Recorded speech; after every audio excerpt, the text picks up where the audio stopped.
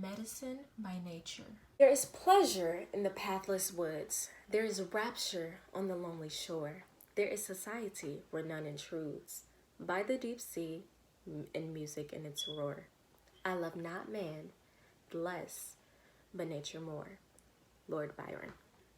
While being in the medical field pathway, I've learned the basics about how medicine actually began. I've taken courses such as pharmacology and human diseases, and they almost always start from the beginning.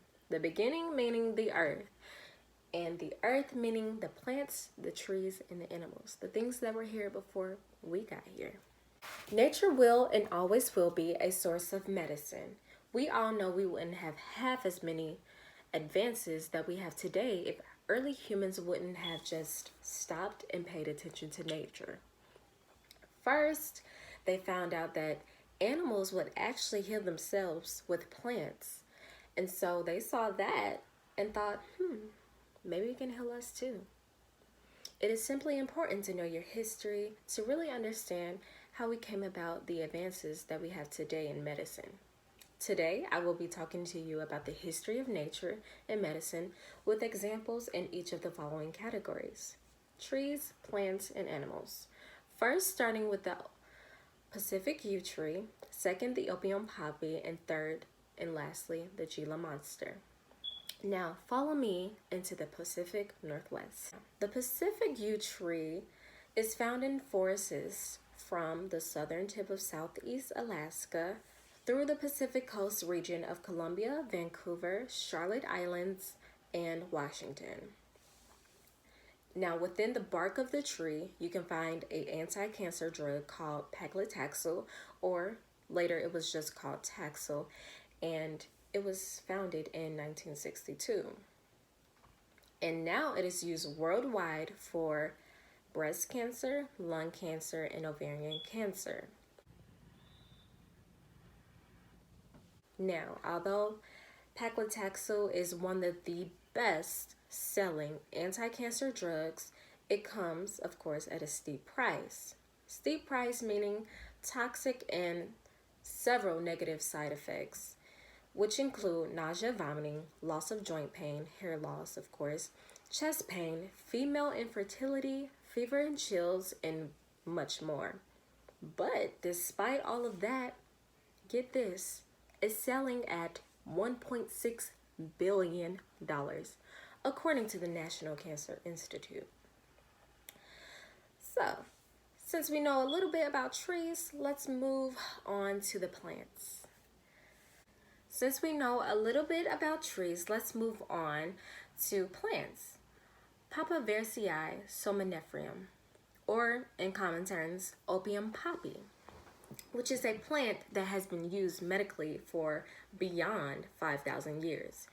It comes from the Papaver family, from which both opium and poppy seeds are derived. It was first founded in Lower Mesopotamia, Southwest Asia, around the mid-1800s. Now, it was known to ancient Greeks and ancient Roman physicians to be a pain reliever, also relieving the bowels, and also to cause drowsiness for a good night's sleep. Some of you may know melatonin. That's what they would use it for.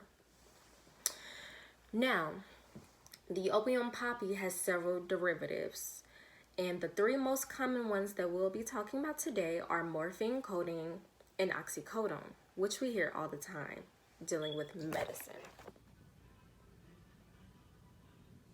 So, in 1803, scientists found a way to extract the opium resin, and quickly it became the most common reliever for severe pain and treatment for myocardial infarctions to this day.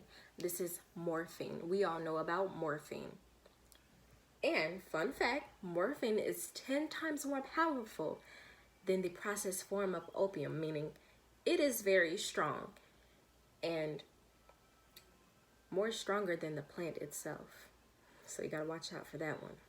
Codeine, which is another strand of the component opium. Codeine is usually found in mixed in with cough suppressants or cough syrups. Mostly this is in liquid form, with the ability to relieve acute pain, but more so just to suppress a cough. We all have had colds before, and most of the time, those cough syrups have codeine in it. Lastly, oxycodone is also synthesized from the third component called the bane, and like morphine, it can be used to treat acute pain and sometimes chronic pain as well. Now, moving on to my final point. After some research, it was news to me to find out that not all monsters can hurt you. One by the name of the Gila monster has been known for its healing abilities. A Gila monster. It is a 18 to 22 inch lizard and it only weighs about 3 to 5 pounds.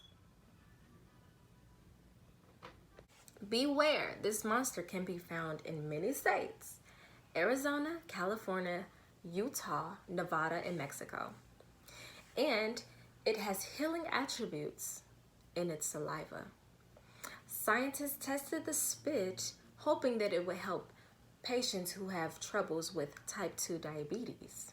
With further studies, it showed that this medicine actually controlled the insulin levels and helped the patients maintain a healthy body weight, which are very common struggles with people who deal with diabetes.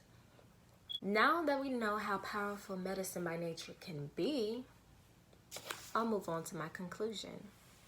As humans, we have come a long way with the advances in medicine, and it is important to know and remember how we got to this point. It all started with what we have right here on the earth. Nothing but nature and great scientists to bring about a connection. Medicine has been found in trees, plants, and animals since before our time. Today I discussed just a few of many. The Pacific yaw tree, which is derived into the anti-cancer drug called paclitaxel. The opium poppy, which has components of drugs that we all hear about all the time: morphine, codeine, and oxycodone. And lastly, the Gila monster, which has components of its saliva that can treat diabetes. So, when was the last time you took a step back and appreciated the raw nature around you? Think about how far we as humans have come with the help of organisms, plants, and trees around us. Without them, where would we be?